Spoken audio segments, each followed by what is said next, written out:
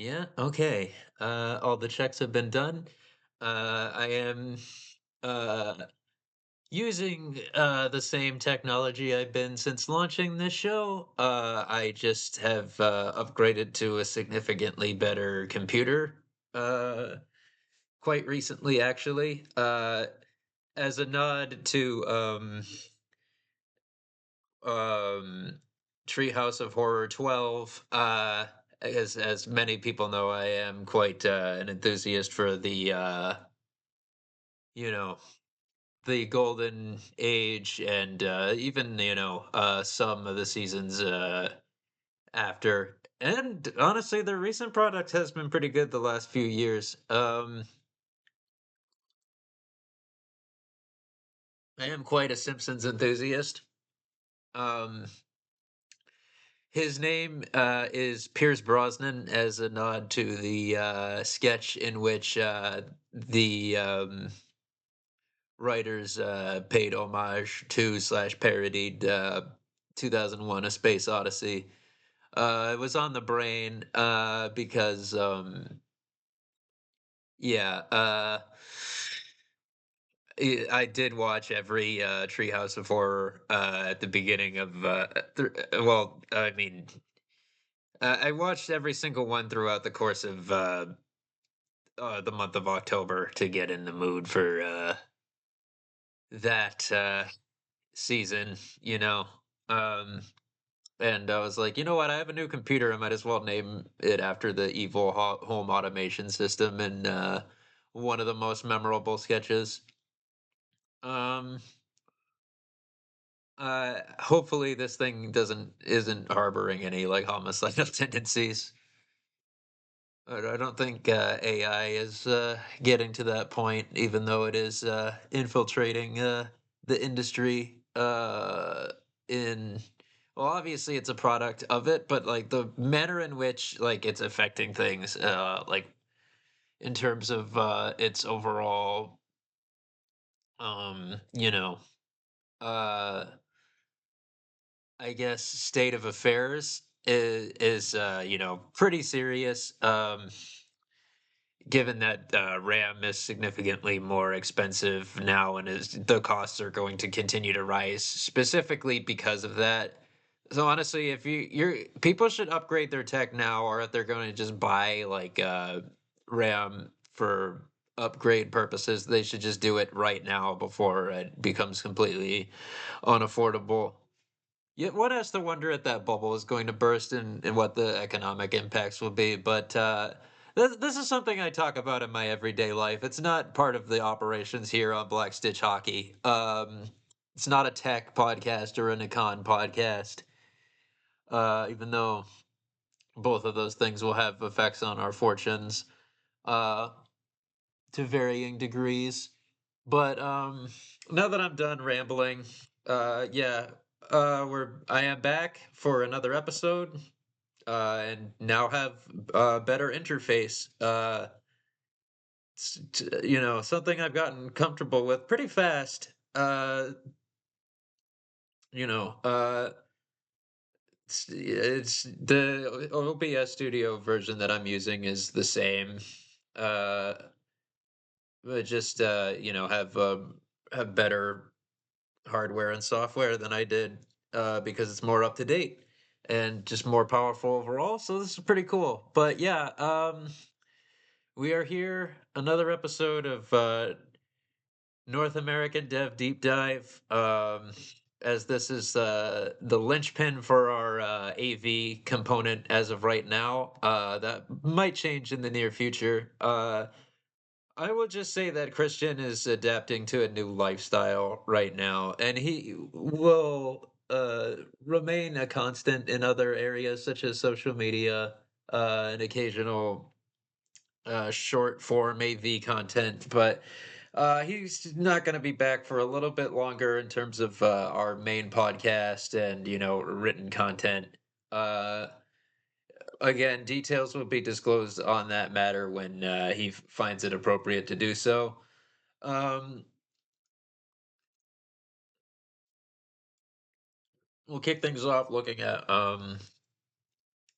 Canada's WJC camp roster.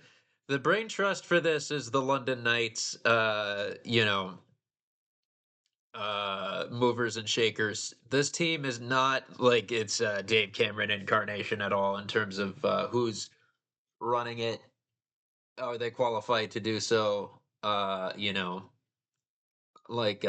they taking? This is a much more intelligent, accomplished brain trust that actually has earned its merits and it earned their respective titles.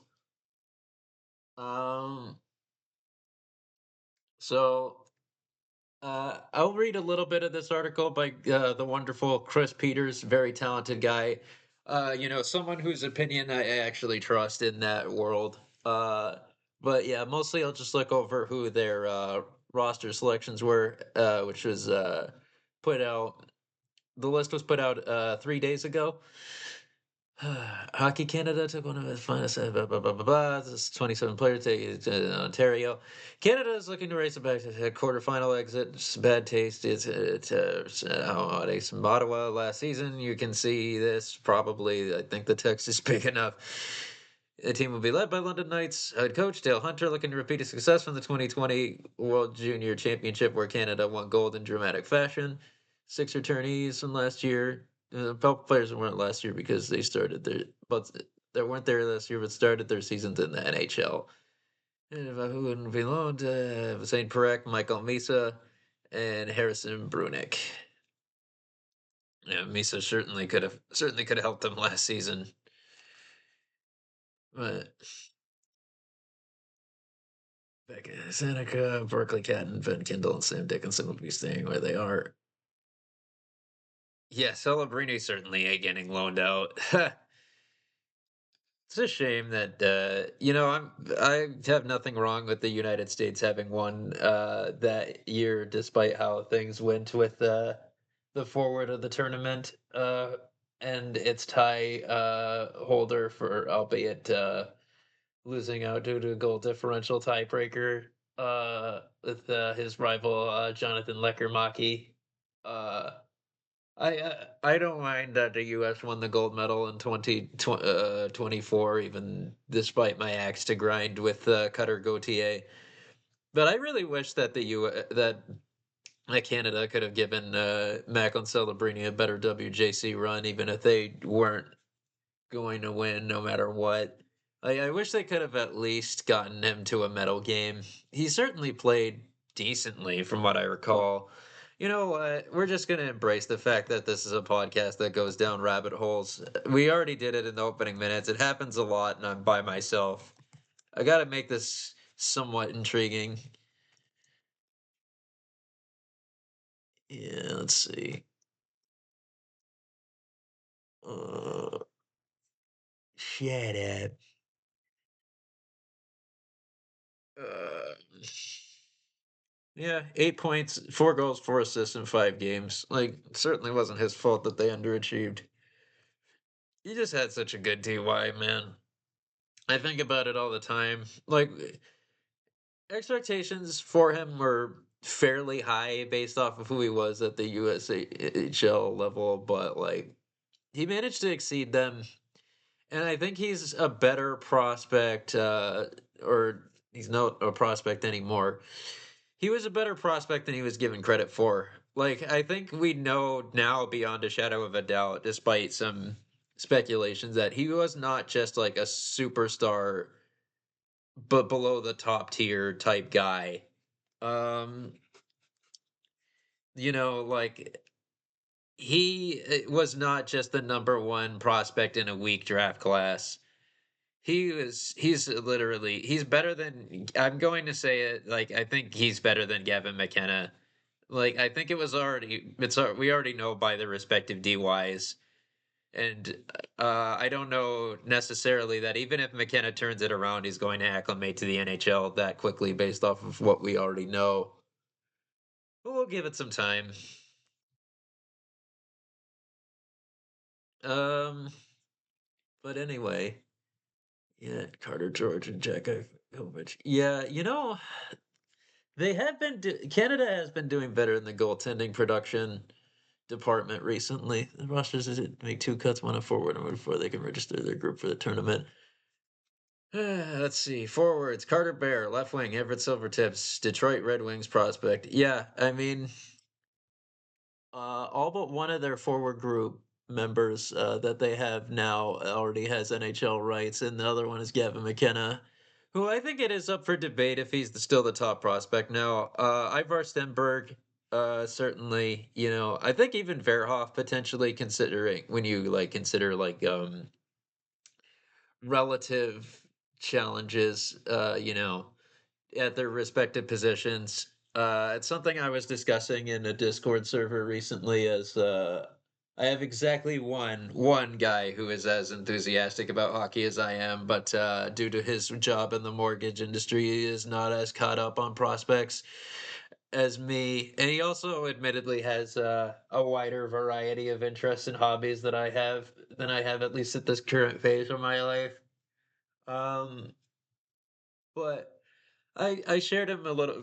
I shared a bit of my knowledge with him, and I am an old man who yells at clouds about guys who haven't even signed their first contracts yet. Because I did hold Ethan Belche's feet to the fire a little bit.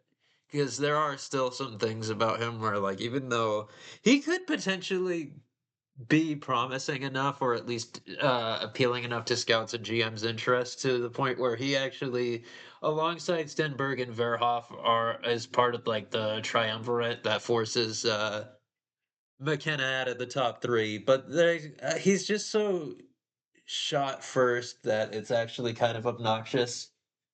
Like he's like you know as much as he tries to pattern himself after Matt Kachuk, I think he's more possibly like a James Van Riemsdyk with like Nail Yakupov type tendencies. Although I don't think I find it unlikely that he's going to crash and burn that much, but I do also hope that there's a path for him becoming more versatile. But anyway, yeah, Cole Bowden, center, Barry Colts, Utah prospect, Braden Coots, Seattle Thunderbirds center, Vancouver Canucks prospect Caleb Denoyer, center Moncton Wildcats, Utah Mammoth, Liam Greentree, right wing Windsor Spitfires, Los Angeles Kings, Michael Hage, center wing University of Michigan, Montreal Canadiens prospect. He is one of the older guys in this group, but I do think that there is a non-zero chance that he ends up as one of the cuts. But we'll see. Kijiginla, Kelowna Rockets. He's at an interesting point because of the whole injury situation that happened last year.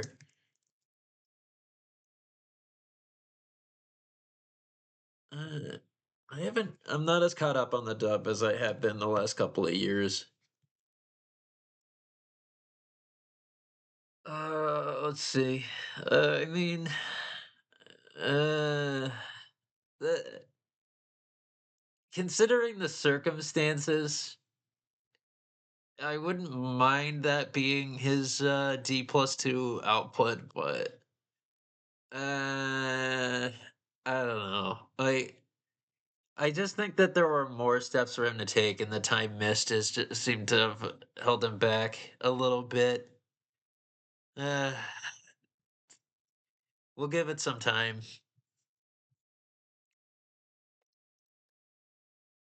Let's see. First in every exchange. Okay. Yeah, that's a decent scouting report.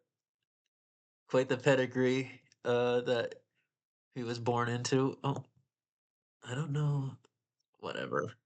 Yeah, the keyboard setup is a little bit different on my computer, so occasionally you might see me be disrupted by me, like from in comparison to my old one. Like it shifted a bit to the left.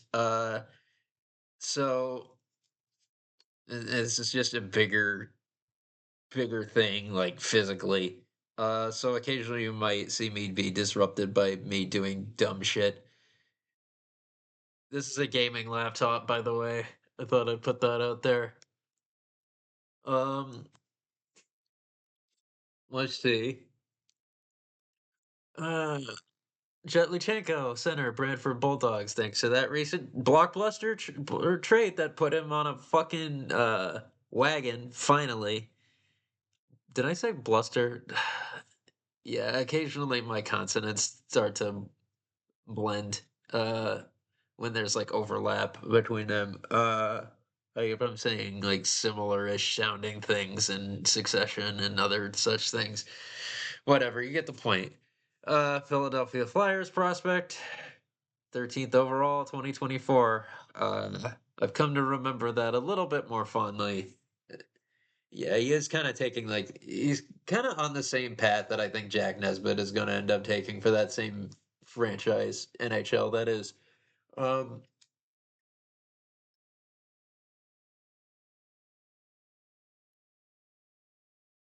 the fruits. We're seeing like a bit of NHL translatability from both of them, albeit Luchenko has had a little bit more opportunity to show that.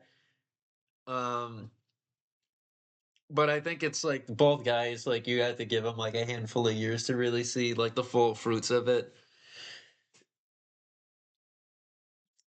Yeah, two. I mean, they were picked in like the same approximate range in successive years, and like I had similar concerns about both, more so Nesbitt than Luchenko.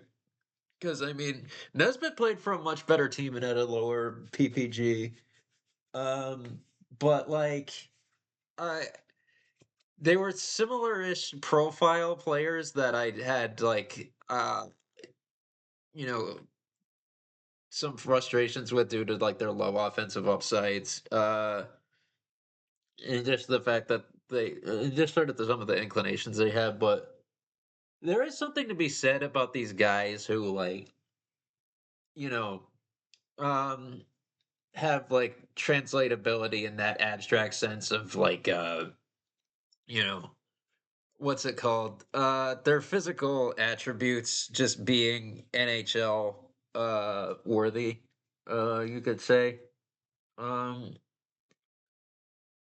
Honestly, the Flyers have a fair amount of that now. Alex Bump, within their ranks, Bump being one, uh, certainly doing good things in the AHL and Lehigh Valley with Denver Barkey and him forming quite a tandem with exceptional chemistry. Shane Van Sage, Jack Murtagh to an extent, but he is also a little bit flashier than those guys. He can do some impressive stuff. And I think he has kind of like this takeover mode type thing about him that those guys don't have. It hasn't flourished quite as much at BU, but he was so good for such a fucking shit incarnation of the USNTDP, to be frank. Like, it was not good last year at all. But he always managed to do things that impressed me at least once a game in terms of just dominating a shift. Yeah, honestly, they've been pretty mediocre this season themselves. But he's going to be that guy who I think is just his talents will become more obvious when he's playing alongside good players. It just happens sometimes.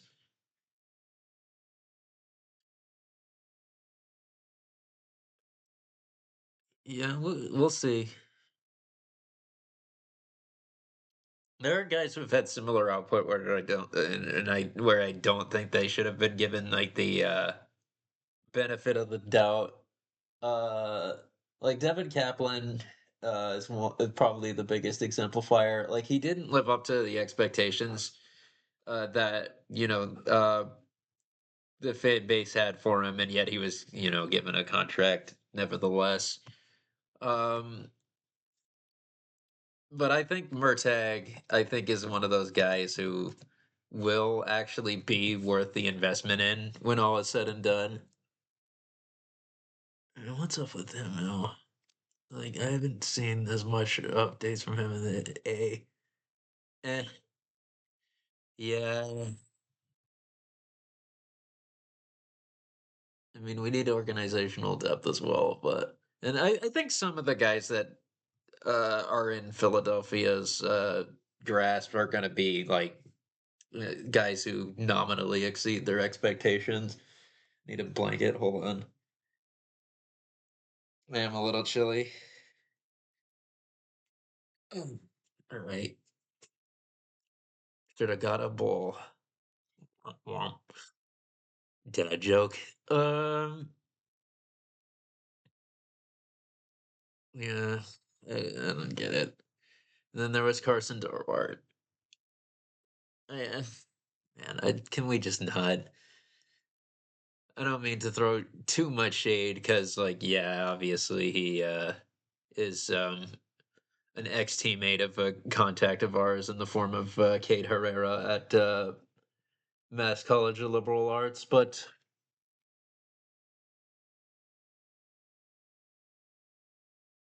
I just don't get it sometimes. But I think some of these prospects are really going to pan out.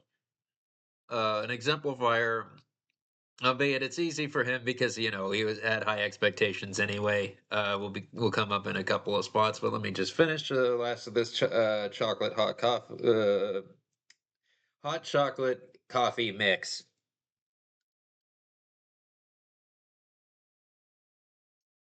and I get through one of these bags before it expires, or at least use enough of it to where I feel like the expense was justified. And I'm coming up on that day. Let's see. Brady Martin center, Sioux Greyhounds, Nashville Predators prospect. Porter Martone, there you go. Right wing, Michigan State, Philadelphia Flyers prospect. Gavin McKenna, left wing, Penn State, 2026 draft eligible. Let's see. Michael Misa, center, San Jose Sharks. Yeah, obviously already under contract. Nominally, he could be reassigned to Saginaw at any time, but it's not going to happen. Jacob Bryant, center, Brantford Bulldogs, Seattle Kraken prospect. Sam O'Reilly, center, London Knights, Tampa Bay Lightning, thanks to the trade that sent Isaac Howard to Edmonton. Cole Rejny, center, wing, North Dakota, Calgary Flames. I know him very well. As a prospect, that is, although I have had some contact with his personal circle, as anyone who knows the lore knows. Uh, we'll get too into detail on that. Keyshawn Aitchison, left-handed defenseman, Barry Colts, New York Islanders prospect, Harrison Brunick, Pittsburgh Penguins, Ben Danford, Brentford Bulldogs, right-handed defenseman, Toronto Maple Leafs prospect, Carson Carells, left-handed defenseman, Prince George Cougars, 2026 draft eligible. Let's get an update on him. He has been doing well in the PR department, like in terms of like having a positive narrative about his potential. I haven't seen too much of what he's been doing this year though, unfortunately, as I am not watching the dub at nearly the clip that I should. I hope to change that soon. Yeah, I mean you can't fuck with that points per game as a DY defenseman. Damn. I understand that he has more dimensions to his game than just being an OFD as well.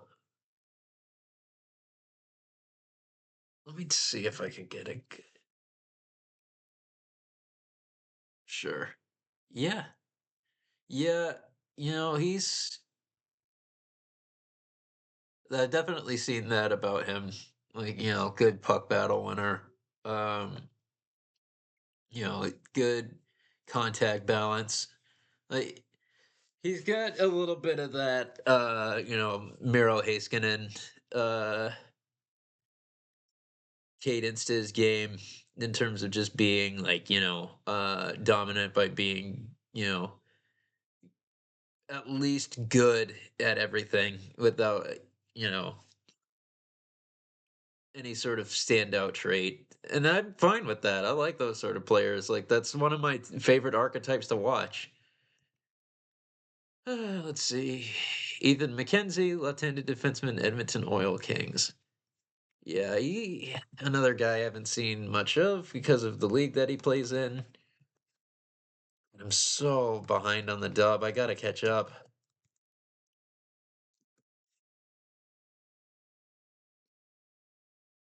Yeah, it's similar type player.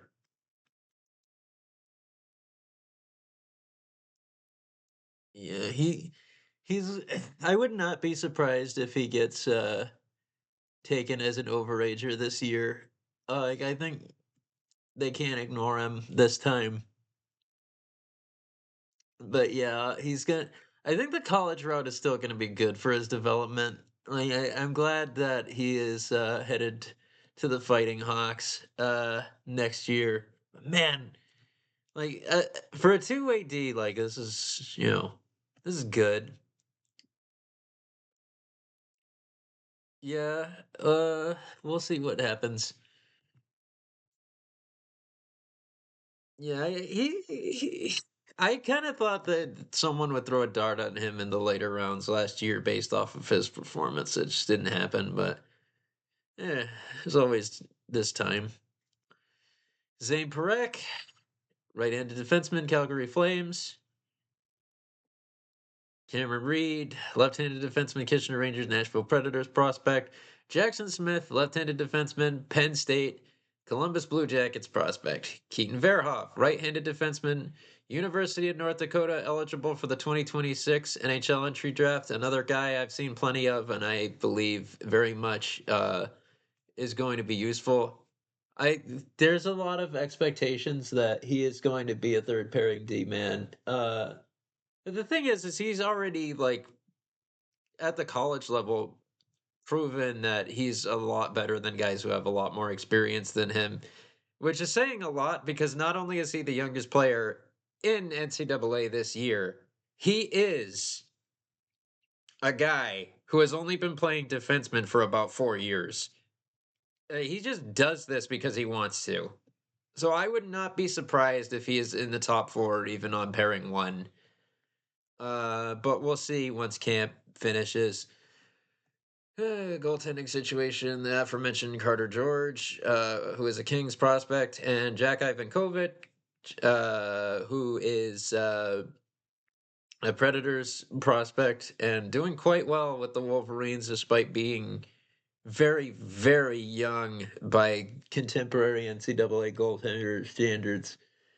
Uh, Very good season for the Wolverines right now for him. Uh, and of course, there is Joshua Ravensbergen, San Jose Sharks, Prince George Cougars.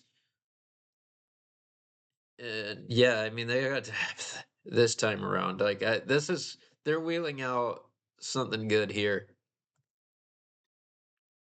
I don't, I do wonder though, like, is it worth like considering the possibility that Ravensburgen should be the starter? I mean, they do. I I thought there were some things about that exchange I didn't particularly care for, but Pete Hughes, like ignoring the kerfuffle that went on in the replies, I did agree with some of the takeaways that and some of the analysis he made about WHL goaltenders in a recent Twitter exchange. Ton of NHL quickly to get. Yeah, you gotta like their chances this year because of that experience factor.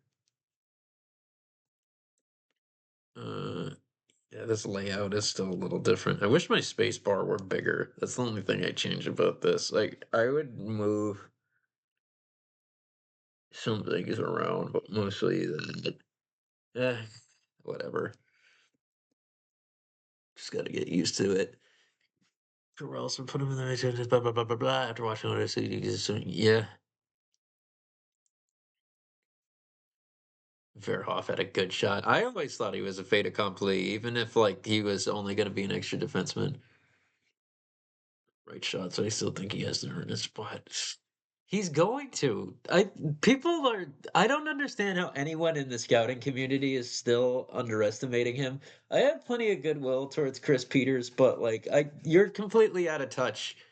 Like with this, like there is so much maturity to his game already.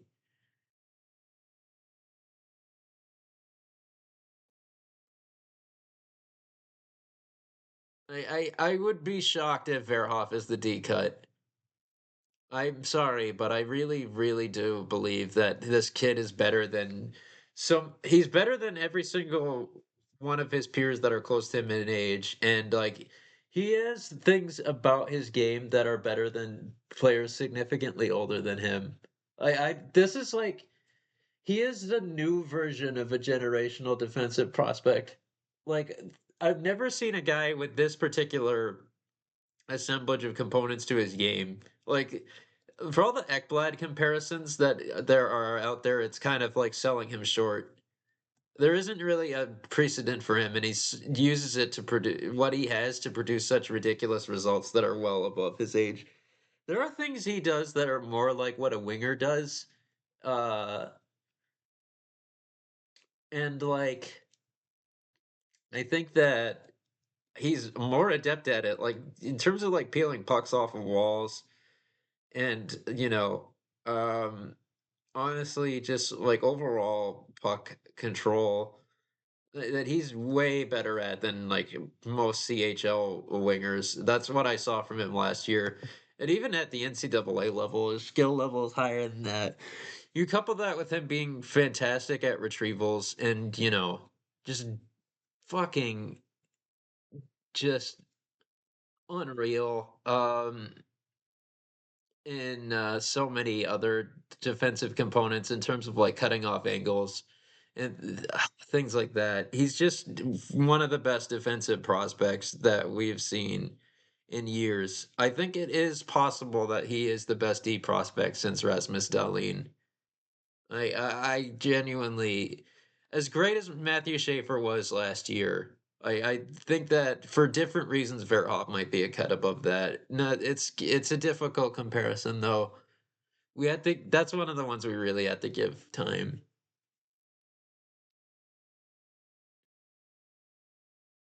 Yeah, and I don't understand like the lack of invite. Yeah, see, the thing is like Carbonneau is another guy who's doing so well in NCAA right now relative to his age that I don't understand that myself.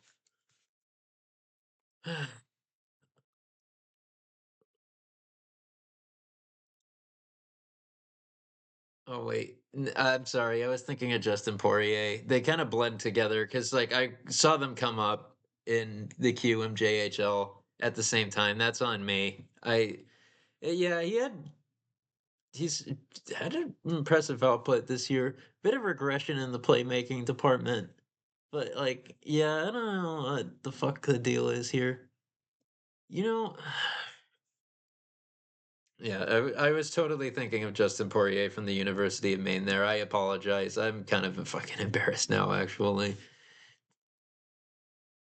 To that point, did they? I'm assuming they signed him to an ELC already, right? Yeah. Yeah, they didn't hesitate. Good for them. Which is good. They knew what they had. And you want to have know that in like your first round picks.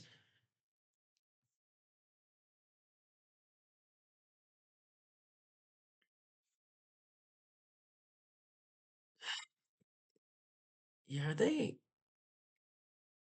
let's see.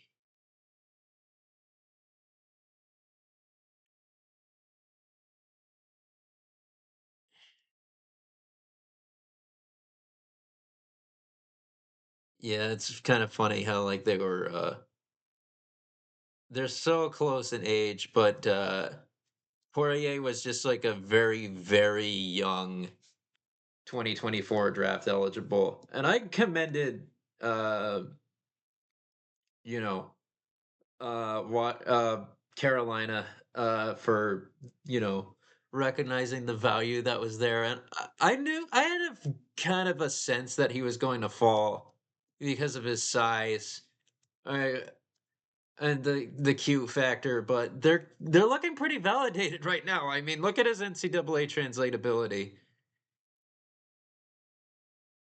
Yeah, I God, that coffee did not wake me up enough though to I if I'm getting him and Justin Carbonneau mixed up. Yeah, kind of a Christian moment there for me. Matthew Schaefer, Reed Schaefer, uh Tyler Benson, Zach Benson. Oh man, the God, do we put Zach Benson Boone, the low effort meme that Christian just made recently? because of an invasive thought that I had. Uh, do we put that out on our socials, or is that too cursed? For that to ever see the light of day publicly. Yeah, moving on though. That's another digression. Hell, why wasn't why wouldn't they invite Poirier for this? Like, he should that that might actually be a worse omission, but it is competitive. I don't know. I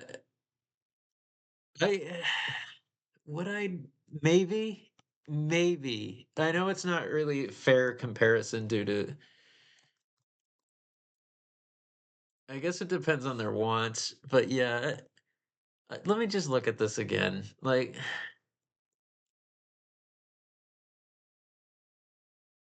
yeah, I don't know.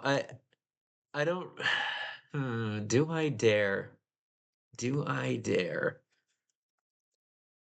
I don't think the cards are updated yet. Probably be closer to New Year's, but why not?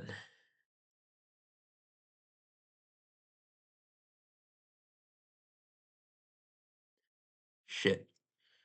Uh,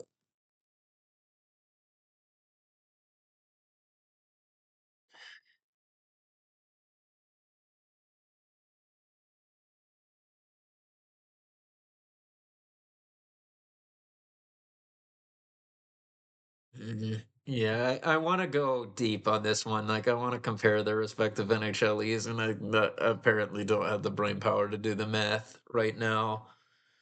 So let's just,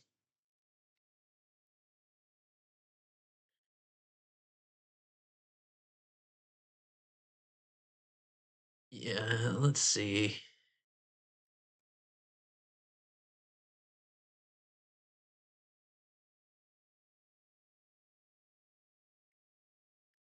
Yeah, it's close. Like it, but I feel like there's just like a vibe slash size component that goes into this, right? In terms of like the selection process by the Hunter Brain Trust. Like I don't know.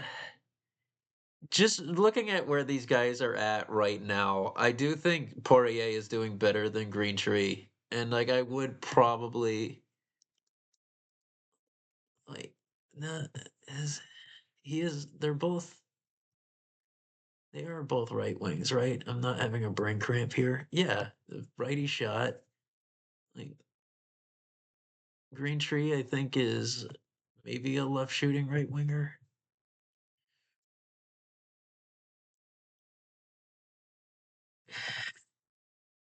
It helps them win and have a has like a well have them have a well run. Yeah, he is. I was like, I feel like Peters is right. I've fallen off of monitoring some of these old guys as much as I used to. Uh, 29. Yeah, what what are we doing here? Like, I I get it. It- so for me personally, I get the thought process, but I think that for me, my reflection is that Green Tree is kind of in a, like a "What have you done for me recently?" phase. I'm not particularly impressed by his current form and output. I haven't seen as much of the tape that I should, and I do recognize that Windsor is in like a different state from where they've been at in recent times. But like man, I just can't I know what Poirier is up to, and I don't know if I personally would do this. If I personally would have done this and can justify this call. We'll get to NCAA very soon, and then we will wrap things up after we knock out what happened last week. Eric Vaneker. Yeah, I mean there are other omissions that says that. I just the problem I don't understand why Peters is not acknowledging that NCAA is so much better right now. And like I mean, it arguably already was, like, just because of, like, depth, and, like, the age and experience factors and, how much harder it is for skill players to dominate when there are just so many big lugs who can just knock you flat, play good defense, especially in systems, and, like, not as opposed to just individual defensive flourishing because like of how tightly those teams are coached, and they can skate. So like it's not easy to just blow by them or dice them to death with mechanical skill. Um, just one moment. Uh, like my thought, like he's talking about these guys who are dominating the CHL, but a lot of really good guys that would have been in the CHL right now are in NCAA. And just like the quality is so good that like we should be examining. I think there should be a larger presence of NCAA guys in this selection camp, but I also think that it doesn't really I'm not gonna like treat these critiques as like a make or break thing. They're really just minor quibbles because I do think this team is good enough to win gold. Even if they wheel out like even if they make the worst possible decisions when it comes to the cuts that are made. Uh with the 2 that they had to make. Like, even if they were to cut, hypothetically, for whatever, ever reason, Quarter Martone at forward, and let's say, who's the best defenseman of this group? I don't know. I think if they cut Cameron Reed, it would be a fucking terrible idea. Although, there are a lot of guys here that I think, um, it's a good group overall. Not quite as good as their forward core, but still very, very good. I think Verhoff would be a bad cut, but that's also a personal bias thing. Let's just say they make the worst decisions, whatever those may be, in terms of who they remove from this camp. Uh, they're still probably the favorites to win gold, unless, and it's not going to happen unless for whatever reason Dale Hunter just made terrible decisions when it came to line configurations. Um, so like really this is just nitpicking at this point. So I think this group is gonna do some things. How long have I belabored the points I'm making? Almost 40 minutes. Yeah, I mean there's plenty to say. Uh, but yeah, we're moving on to last week's NCAA results because I have love for college hockey, even if Chris Peters maybe doesn't. I don't know. I don't know how he genuinely feels. I just think that it's worth something worth talking about. Yeah. Anyway, um, Minnesota, Ohio State, but Ohio State did get revenge the next day, albeit in overtime. Uh, yeah, that's Thursday, Friday. Uh, Anything we're talking about? Yeah, Clarkson versus Cornell was an upset. Clarkson does have their day every so often. Yeah, who? Who?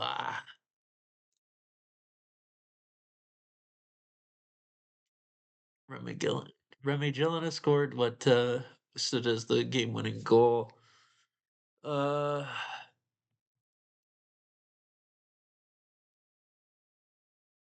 Let me see something.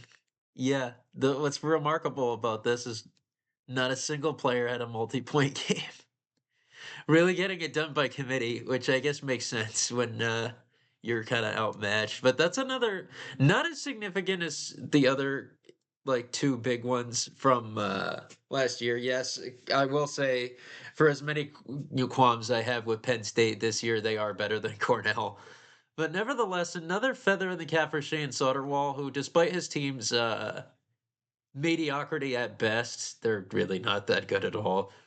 They have been on a bit of a Giants slaying streak every so often to serve as not spoilers per se, but nevertheless contributors to volatility uh, in the overall state of affairs in D1 this year. Dartmouth still hasn't lost a game. Number one in the National Pairwise Index. This was, however, the game in which they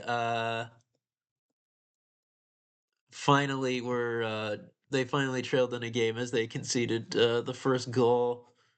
But nevertheless, God, they still need to fix that. Like they still have the names displayed on the the numbers displayed on the wrong side when discussing the scoring summary. I don't know how they haven't caught wind of that yet. Hayden Stavroff, he's having a very good, sorry, um, individual season as part of the group's overall excellence. But this was really like his best performance, like his real statement game this year. He won 17 shots on goal. Yeah, this was just dominance after they conceded, they took over and never looked back.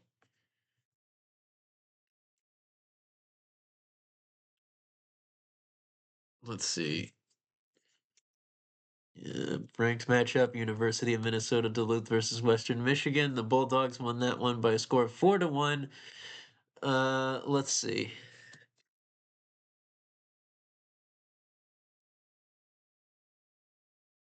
No players with a multi-point game in this one either.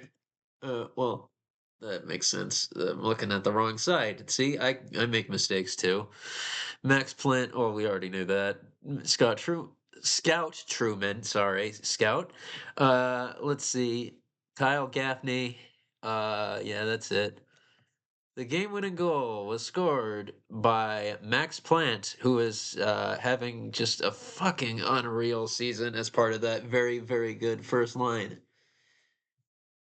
Uh, Definitely been entertaining, like to see that trio just doing what they've been doing this year.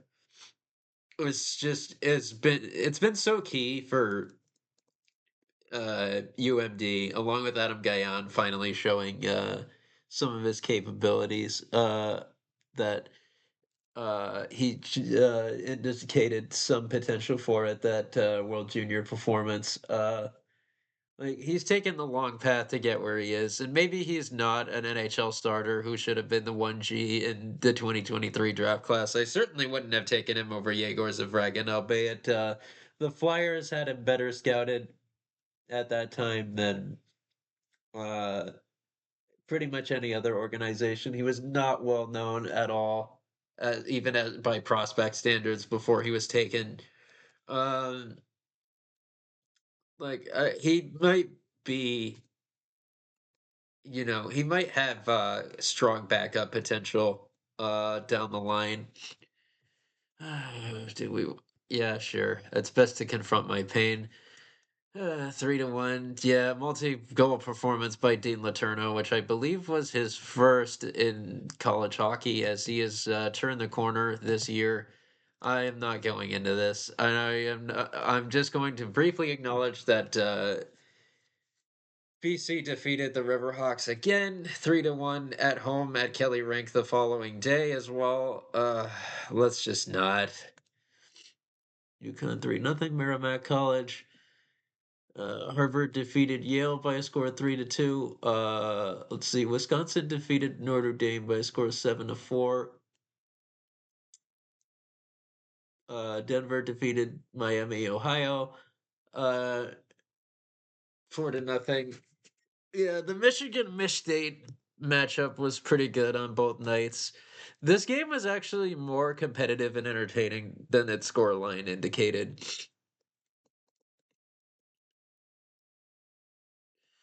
Yeah, no multi-point performances in this one.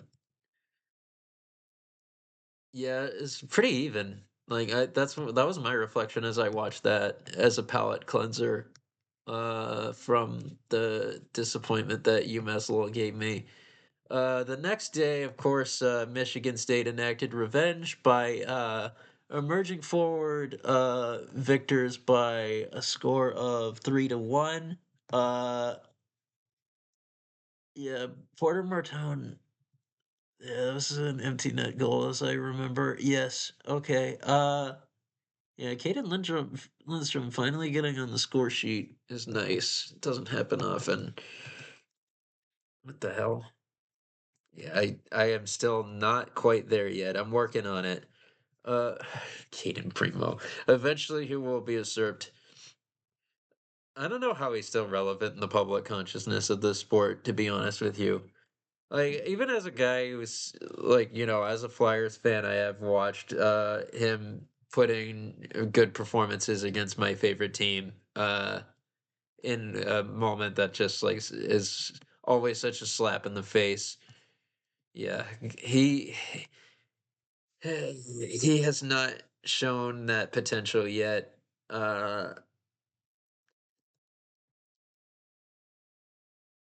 We keep getting this confronted by like him being continuously just a what if throughout his career. I don't know when things are going to change. But hopefully he'll turn the corner soon. I'm not rooting against the kid by any means.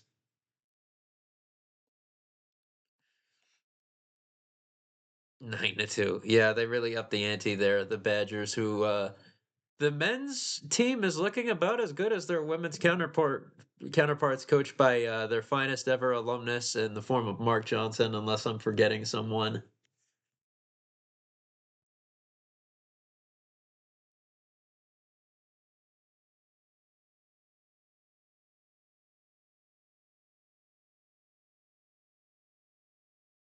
Yeah.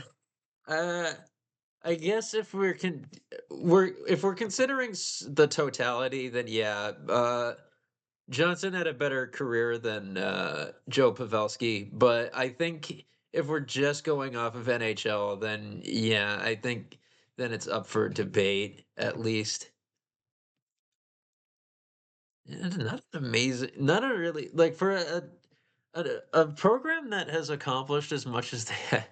Uh, the list is relatively short. I don't know.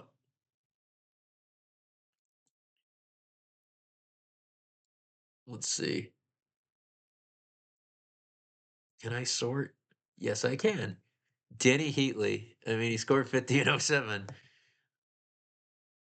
Yeah, Pavelski, just by longevity, has you have to give him the edge as one of many guys from the 2003 draft class who had just like who are really really good pros for a long time. Yeah, I gotta hand it to him. But yeah, obviously, like the heights that Johnson reached when you consider the cumulative like accomplishments of his career, factoring in that gold medal and everything, like obviously he has like a larger place in the hockey canon. Was it? God, let me see something really quickly.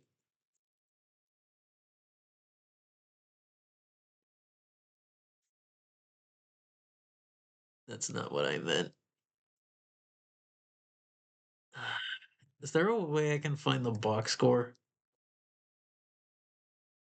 Ye- Sure, why not? Yeah, I should have been more specific. Yeah, he scored the game tying goal. And then Rizzo had the game winner with 10 minutes to go. Of course, that was not. Of course, You see, the thing is, I know this is like if you're a fan, then you know that this was not the game that won them the gold medal. As with the round robin format at the time, they could have finished anywhere between first and fourth, depending on what happened in the final game against Finland. Um, but they don't have a chance to win in the gold without winning this game. Um, and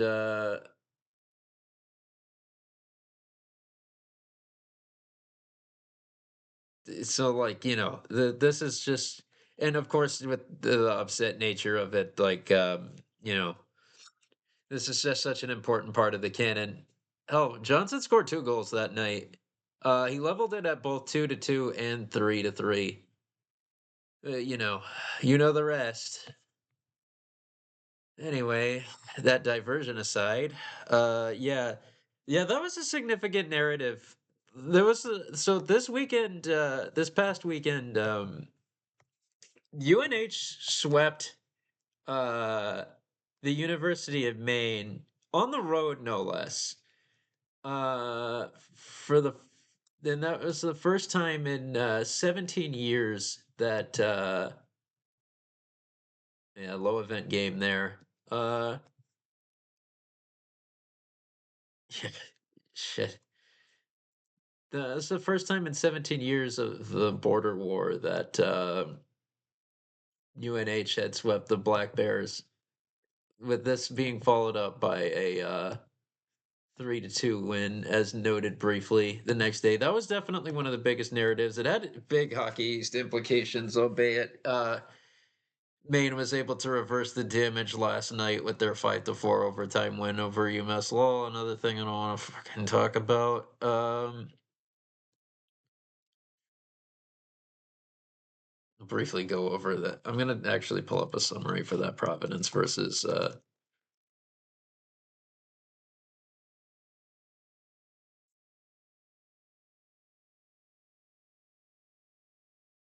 Is there an article I can read? I want because this was a pretty good game.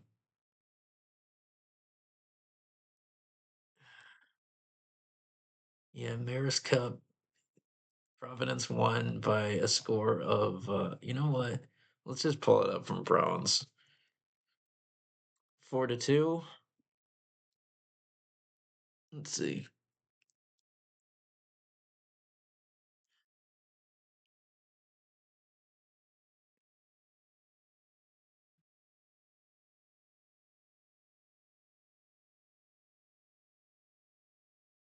Let's see.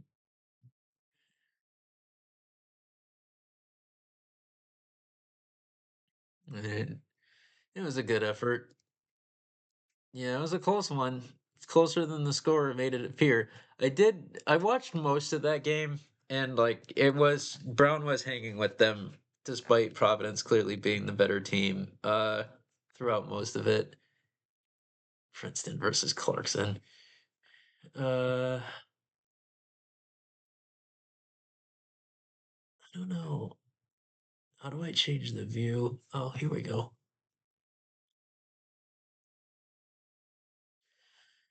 Yeah, they did score first. That was pretty clutch, but unfortunately it didn't turn into anything for them. Roger McQueen. Take an individual update on him. Uh, yeah, I think he's just about getting there. Like, I think we're finally starting to really see something for him, from him. Sorry. All right, good for Ducks fans who are invested in his development. So Claude, blah blah blah. Western Mich got revenge against Minnesota Duluth with a 4-3 overtime win.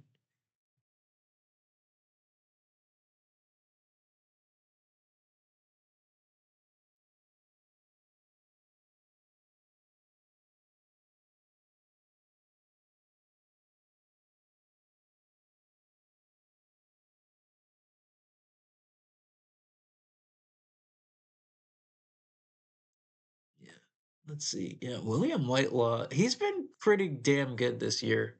I feel like he's always we say the multi-goal performance from him in this one. He always seems to be having an impact on games whenever I check in on the Broncos. I wonder. I'm gonna dive into that rabbit hole after the pod. Undersized guy, like, no problem in this environment. Good transfer pickup by them. Yeah, God, he's been around the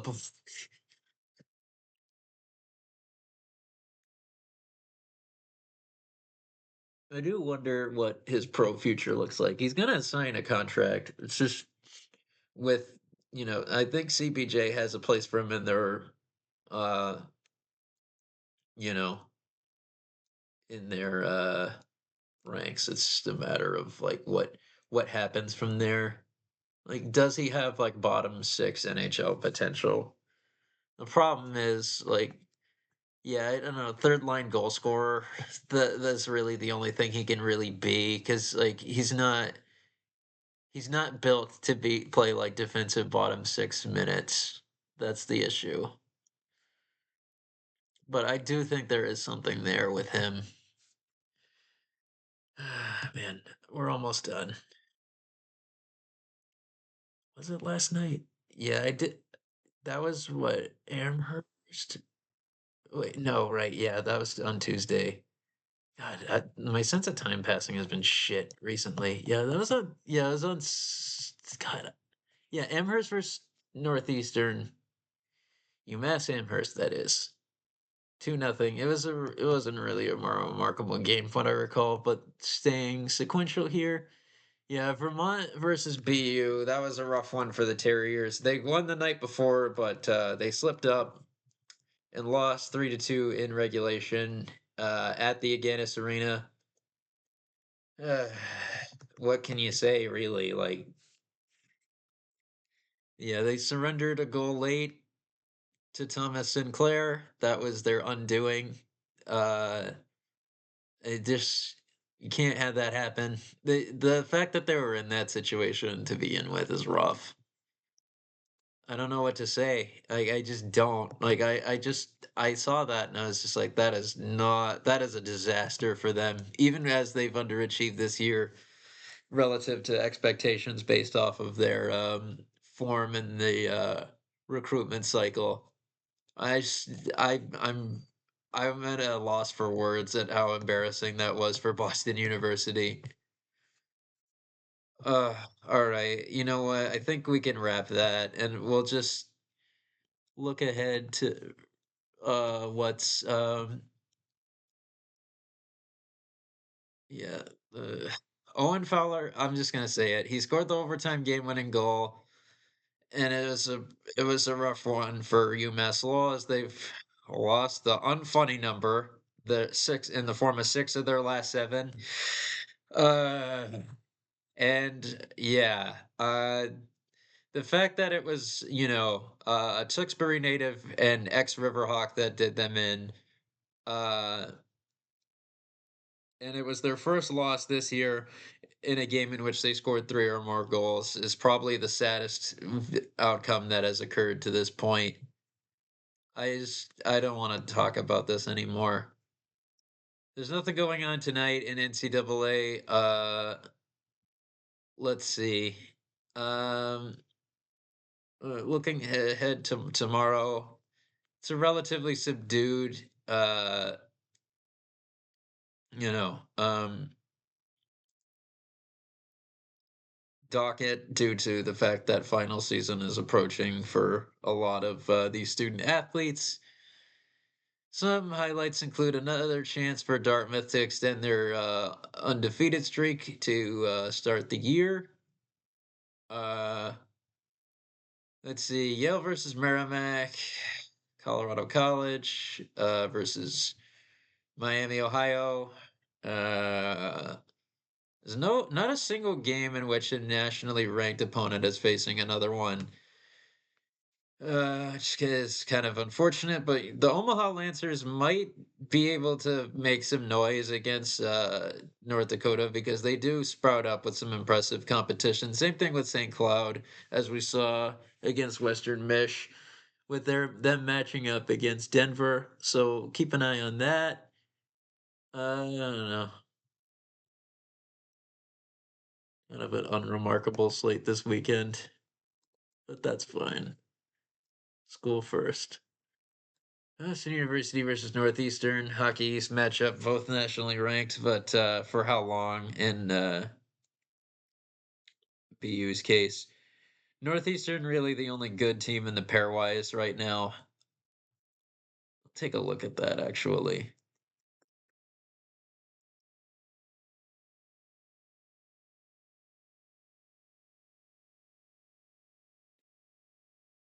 Wait, what? There's no fucking way. Yeah, this is last season. What the hell?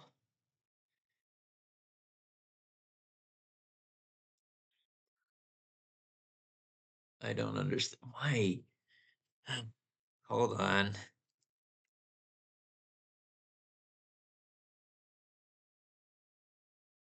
It did occur to me. I did tell on myself a little bit with something that is on my screen whenever I pull up Google, but hey, I mean, uh it's not like I'm, you know, like right now, like I'm not using that website on camera. But yeah, I need an updated one. Give me that shit.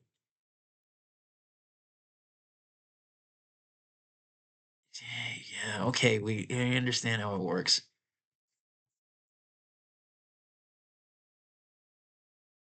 Yeah, they haven't updated it in a bit. Here we go.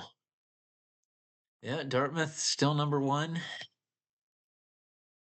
Michigan, Wisconsin. Yeah, there was a point where Northeastern was the only one in the top 10, but they're not there right now. They are the highest in hockey still, though, nevertheless. It's also noteworthy, as observed by BU themselves, by the way, that this will be the last time that they play at Matthews Arena, which is consequential because for them in a historical context, because they have attachment to that venue, not just by having visited there many times over the years, but they claimed it when it was known as Boston Arena as their home base for a fair number of years. Oldest barn in the United States is about to be closed and be replaced by a more modern venue. And I guess the time has come, but it is sad to say goodbye to history. Um, as I've discussed in the past on our main pod. Um, yeah, this I don't understand why they don't have this updated on their main page. Why do I have to go to USCHO for this? I don't know. But yeah, did I what's on Sunday? Minnesota Duluth versus Arizona State is taking place as well. But yeah, will Dartmouth beat West Point? Oh, that might not be the biggest question. Interstate, but interconference matchup has them placed. Has a big green facing off against a very hot UNH Wildcats team on Sunday afternoon. Oh yeah, that might be when things end. But after that, yeah, who knows? Yeah, I imagine they'll be off for a bit. Yeah, there's gonna be increasingly fewer and fewer games as that time of year approaches, but we have quite a number of games in a row. That might not get as much of a look from us on this podcast, or from me, I'm alone, until I get guests on here. Let's see. Uh, what was I thinking about? And because of World Juniors, but there will be some things of consequence that are worth discussing, I imagine. Maybe a club team will beat a D1 team again. We'll see. But yeah, I guess that's it. I guess just have to. I do not pre-select a prospect of the week. Shut up. From now on, that will no longer be on this screen. It's not because of what it is. It's just a distraction. Blah blah blah blah blah blah blah blah blah blah blah blah blah. I don't know. Hmm. Do I?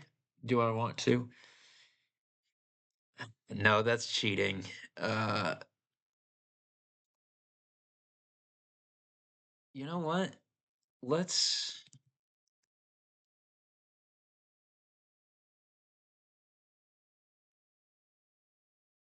just because this was that's not what I meant. Uh, yeah, what? Coombs. Yeah, we'll give this guy some love as he did a Goffstown native. Some nice in-state recruiting there. Of course, he did play in the USHL as most top American prospects are doing nowadays. Uh I mean, junior Monarchs for quite a while. Couple of top level seasons there. Really a guy who worked his way up.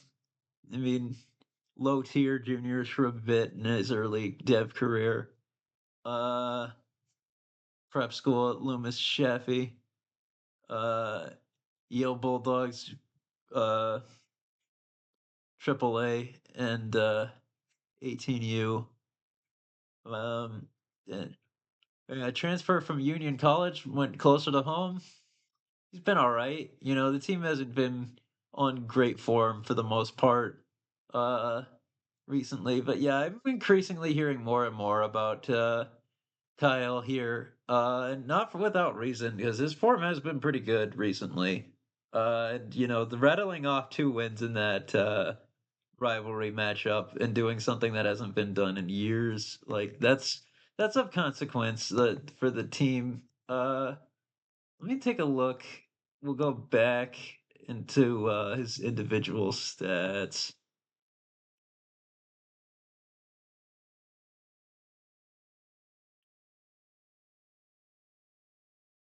Oh, I gotta go back further, because I did look quite a ways ahead because it is worth, uh, you know,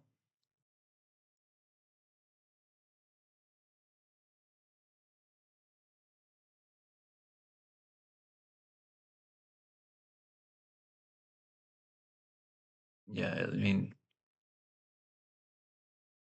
in that shutout, 21 saves, certainly a good bolster for his stats. Clutch win by his team. You gotta when you have faith in what's going on back there, everything comes a little bit easier. I think I am an adherent to that old school mentality, and some guys just do play better in front of you know certain guys, and it didn't mean something about him individually. 28 saves in that victory, pretty good. 30 shots, like it's a decent percentage, I'd say. Uh, yeah, I mean, yeah, they chased Alvin Boya in that game. M- Mathis Rousseau didn't see a lot of action from there. Uh, they got outshot by a lot. Like, and they were able to win. So that says something about what Chavez did. How much did Boya face in the first game again? I forget. No, I do not want to play college football brackets.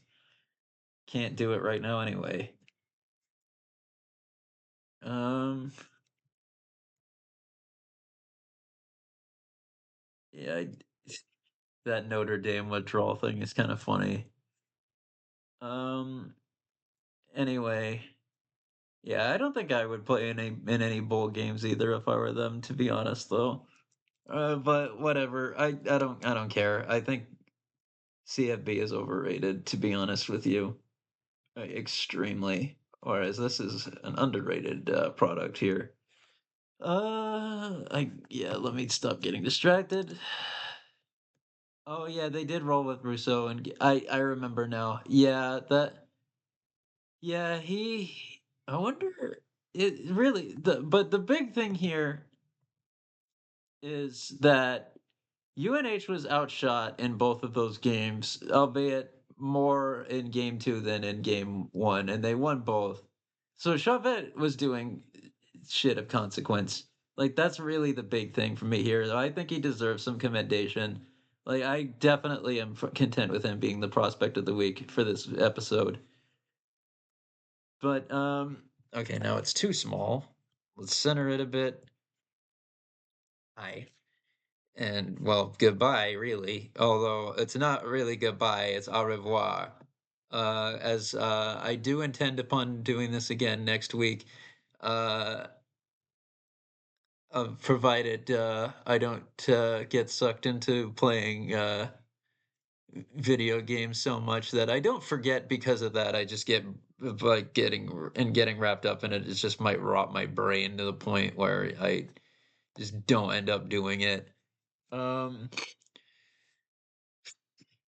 nah, I haven't been gaming nearly as much as I could possibly be, but that might change now. Um, I have one particular friend who really wants me to play Baldur's Gate, and that will probably happen in the near future. But yeah, we'll be back. I will be back. Provided, I don't suffer from holiday brain rot too much. I got plenty of free time. I've just been kind of like getting, you know, I've been kind of chasing my own tail in a circle, I guess, because I've been relatively inactive recently overall due to the fact that I stacked my schedule so that I only took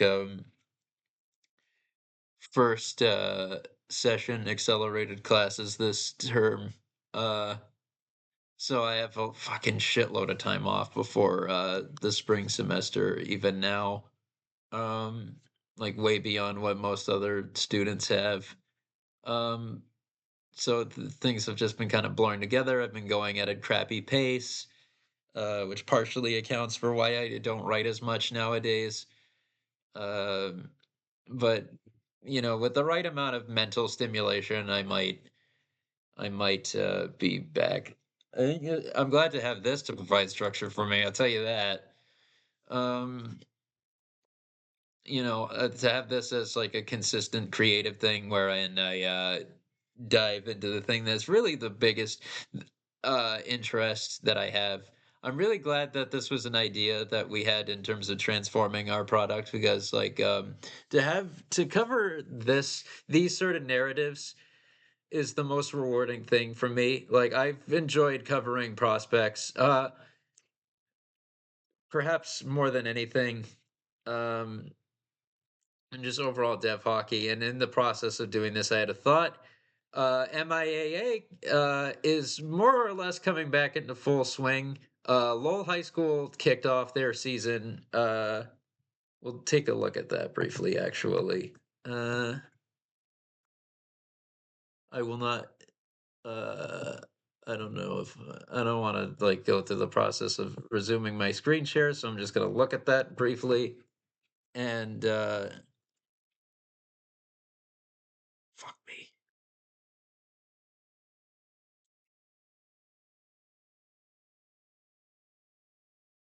Yeah, ice hockey boys. Yeah, it was them, right? Yeah, because of regulations, they the season can't really get properly underway yet. Um, for MIAA and Mass. But yeah, I did see that. I believe the Red Raiders played at a uh played at the Reagan Hockey Summit this past weekend. Is there more? Yeah, they had a scrimmage against Wilmington last Thursday, a week ago. And that, I will probably like slowly roll that out as another thing of consequence because this is a form of grassroots hockey that, despite its reduced impact on higher levels, uh, is still very high quality, and therefore I am still invested in. We'll take a look at the D1 schedule. Let's see. Man, it's a pain in the ass. Yeah, the winter season must not begin before the first Monday after Thanksgiving.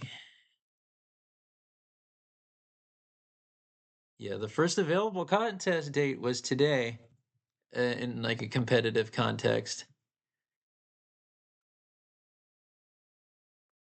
The regular season ends on February 19th. Winter season must end with the completion of regular varsity season schedule. Well, man, when can I find the games? Where? I mean,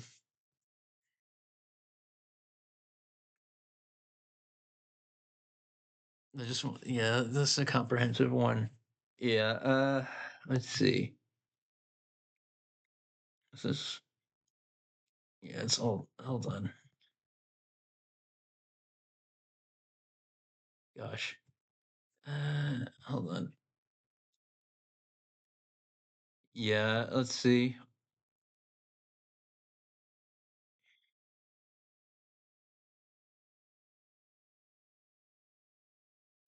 Oh gosh, hypothetically, I could watch.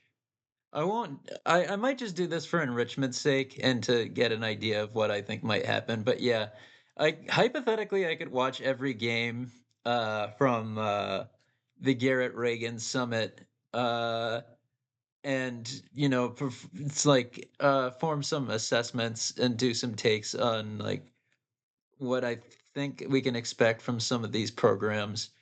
Some good teams participated in this, like the Hudson Hawks, for instance,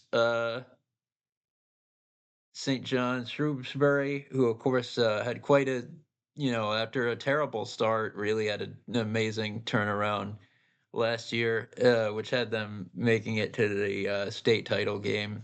They did fall to Catholic Memorial, but nevertheless, yeah, yeah, things are starting to come back. We've already had some scrimmages, as noted, uh, including was there? Yeah, the Tewksbury Redmen and Newburyport Clippers, Andover Golden Warriors, who have high expectations, played a Tewksbury Redmen, played them in the in a scrimmage this past week as well. Um, It's a big slate today. It should be worth. We'll take a look at some of those matchups. We'll focus on D1, but we'll get some shine to the other divisions as well. Um, Give them some coverage. I mean, certainly, like Bill Ricca has a game in 6 days at Westford. With them having been D2 champions last year, they'll definitely be worth giving plenty of coverage to. Maybe some other local teams like different part of Essex County and a different conference altogether from where we're at, but Beverly High School, you know, Danvers, St. John's Prep, et cetera, et cetera. Those North Shore teams.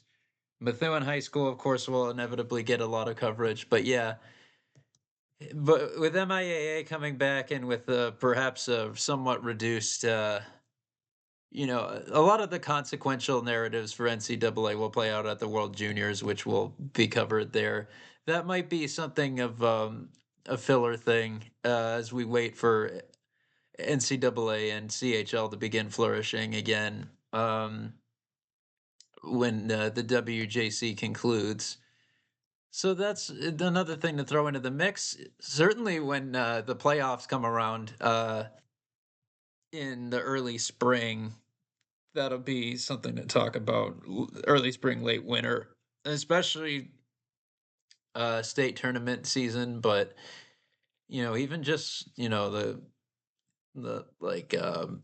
race to win the conferences will be interesting for sure. Like the final stretch, be very intriguing. Wonder if Methuen High will continue their dominance over the MVC. Like those final stretches of the regular season to win are always very interesting. Uh, but yeah, that covers it for this one. You know, I'm trying to get this runtime down a little bit, but there's just always so much to discuss, so many rabbit holes to get down, and I'm by myself, so sometimes you got to make up for it with volume. Um, will hope I hope to transform this product in the coming times into something a little different, and maybe compensate for some weaknesses that it has. But this is still kind of a practice run phase for me. But I am hoping to get better and better every week, and I'm glad people are on the journey with me. So there's a few people that are invested in this, and I appreciate it. But yeah, I'll see you again. Maybe Wednesday, maybe a week from today. We'll see what happens. Take care, everybody. Thank you to tuning in. Thank you for tuning in to another episode of Black Stitch Hockey's North American Dev Deep Dive.